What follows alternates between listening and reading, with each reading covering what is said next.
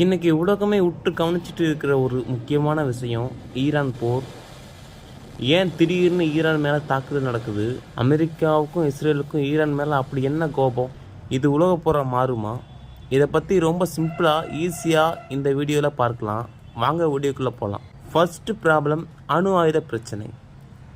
முதல்ல முக்கியமான காரணம் அணு ஆயுதங்கள். ஈரான் ரகசியமாக அணு ஆயுதங்களை தயாரிக்குதுன்னு இஸ்ரேலும் அமெரிக்காவும் ரொம்ப காலமாக சொல்லிட்டு வராங்க.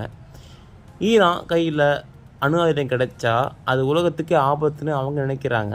சமீபத்தில் ஈரான் இதற்கான வேலைகளை வேகப்படுத்தினதா வந்த தகவல் தான் இந்த பெரிய தாக்குதலுக்கு ஆரம்ப புள்ளியாக அமைஞ்சது. ரெண்டாவது மறைமுக போர். அடுத்தது மறைமுக போர். ஈரான் நேரடியாக மோதாமல் ஹமாஸ், ஹஸ்பல்லா, ஹதி போன்ற அமைப்புகளுக்கு சப்போர்ட் பண்ணுது.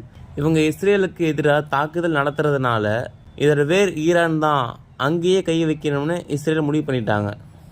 மூணாவது உள்நாட்டு போராட்டம். ஈரானுக்குள்ளேயும் இப்போ நிலைமை சரியில்லை. 2025 கடைசியில் இருந்தே அங்கே மக்கள் அரசாங்கத்துக்கு எதிராக பெரிய அளவு போராட்டம் பண்ணிட்டு இருக்காங்க. பணவீக்கம், வேலையில்லா திண்டாட்டம், அப்புறம் அங்கே இருக்கிற கடுமையான சட்டங்களுக்கு எதிராக மக்கள் வீதிக்கு வந்துட்டாங்க. இந்த உள்நாட்டு குழப்பத்தையும் பயன்படுத்தி ஈரானோட ஆட்சி அதிகாரத்தை மாற்றணும்னு சில நாடுகள் நினைக்கிறாங்க. 2026 நடந்தது என்ன? சமீபத்திய தகவல்படி பிப்ரவரி மார்ச் 2026 ஈரானோட முக்கிய இராணுவ இடங்கள் மற்றும் அணுசக்தி மையங்கள் மேலே அமெரிக்கா மற்றும் இஸ்ரேல் படைகள் தாக்குதல் நடத்தியிருக்காங்க. இதுக்கு பதிலடியாக ஈரானும் ஏவுகணைகளை ஏவி இருக்காங்க. இதனால் கச்சா எண்ணெய் விலகுகிறது.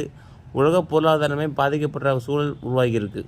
சுருக்கமாக சொல்லப்போனால் அதிகாரம், அணு ஆயுதம், அப்புறம் மத ரீதியான ஆதிக்கம், இதுதான் இந்த போருக்கு பின்னாடி இருக்கிற மெயின் காரணங்கள். போர் எப்போவுமே யாருக்கும் நல்லது தராது. பொதுமக்கள் தான் இதனால் பாதிக்கப்படுறாங்க.